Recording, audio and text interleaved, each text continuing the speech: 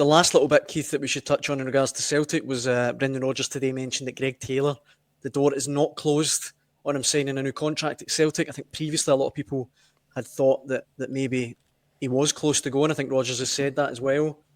I've said it before, I don't get the animosity from a certain section of the Celtic support towards him. I think he's a brilliant player, and I hope Celtic can keep him.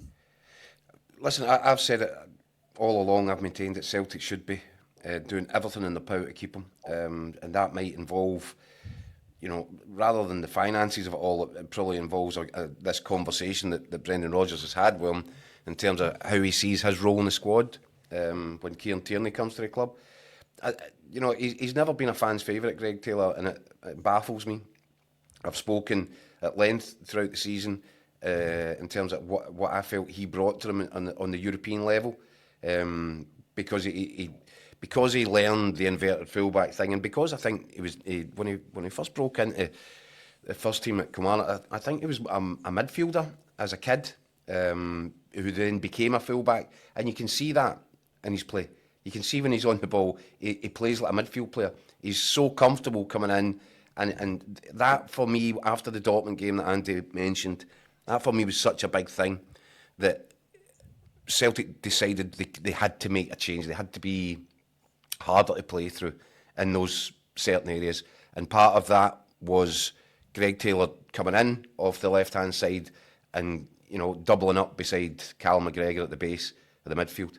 And I thought it made such a difference. I think he's an intelligent player. I think he's dangerous getting forward. He's composed on the ball. I think he's been a terrific servant for Celtic. And that's why I couldn't understand. There was, when Jeffrey Schlupp comes in, I felt there was a kind of element in the Celtic support that were desperate to say, right, well, that's him. We don't need Greg Taylor anymore. We've got Jeffrey Schlupp.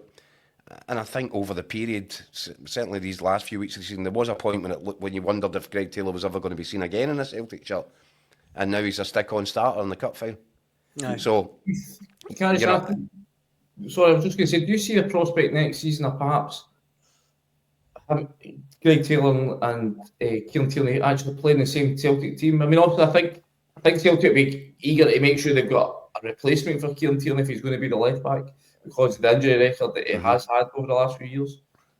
But I just look at the way Kieran Tierney sort of developed, especially in Scotland, playing as a sort of centre-back, in a three, but I think the amount of times that Celtic will dominate so much of the ball that I think they could get away with playing Kieran Tierney at a centre-back and then having Greg Taylor on the outside of him. I think that's a scenario you could see playing out next season. Yeah, I mean, Celtic are unlikely to go three at the back and sort of copy the Steve Clarke blueprint. Yeah, but could Kieran Tierney play left of a pairing, Cameron Carter-Vickers? Listen, Kieran Tierney for me, when he's fit, he's a Rolls Royce, and I think he can play in just about any position that you ask him to. So I do think he could do that, and I think you're right, Andy. You can imagine home games at Celtic Park in the league. They've got all the ball, and having Kieran Tierney going on a roving commission from centre back, that's just another body, another creative spark, another guy that's able to drive forward. Yes, to answer the question, I think it is doable. Do I think it would be the setup that you would wish for if you were going in against teams in the Champions League or into derby days in Glasgow? No, I don't. But in games when you've got 80-90% possession at Celtic Park, and it's just a matter of trying to break teams down, I think that's feasible, Andy. I do. I just raise that because if you're trying to give assurances over game time, that is definitely a way you can say them, because obviously Greg Taylor's feel will be that Kieran Tierney's coming in as first choice. I'm back on the bench for the majority of the season. But if you can say to him, listen, we're looking 80-90% of home games, we can maybe have Kieran starting at centre back. You're going to be the left back then. You can still get that, as you say, that licence to come into the middle of the pitch, get involved in play. Tierney could be doing the underlaps round you from centre back. I mean, I think it's a setup that could work for Celtic. Brendan Rodgers will know far better than me, but I'm just thinking in terms of ways to, just assure them that, listen, there is a big part for you to play next season. That's maybe one way that you could get round the situation. Yeah, and listen, the amount of games that Celtic pile up over the course of a season, domestically and in Europe, there's going to be a lot of game time for Greg Taylor if he stays. I'm convinced of that.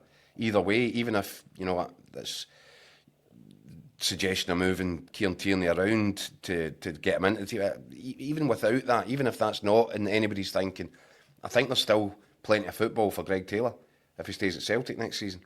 I think he might get frustrated at the idea that, so the Champions League comes around and I get papped onto a bench.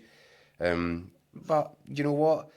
I think he's thoroughly enjoyed his time at Celtic. He's got a trophy cabinet which is straining. And if the manager is making it clear how badly he's wanted, I'd be struggling if I was Greg Taylor to think, I definitely need to get away from this hell where I'm winning trebles and getting into big European games, and I think there's cause for reflection from Greg Taylor, and the fact that a manager like Brendan Rodgers is making him feel that important, I think it's a big thing as well. And let's not forget, Greg Taylor really is, and I've mentioned this, the sort of leadership group at Celtic. He's got a massive role to play in that. He does play a massive role in it. He's really well respected by his teammates, and he's seen as a senior figure and one of the kind of stalwarts of the dressing room. And that's a big thing for him to give up as well. And we've seen so many, and we keep saying it on here, Daniel, so many examples of players that thought the grass might be greener and have gone away and they've regretted it from almost day one. And they know at that point, I'll never get that chance again.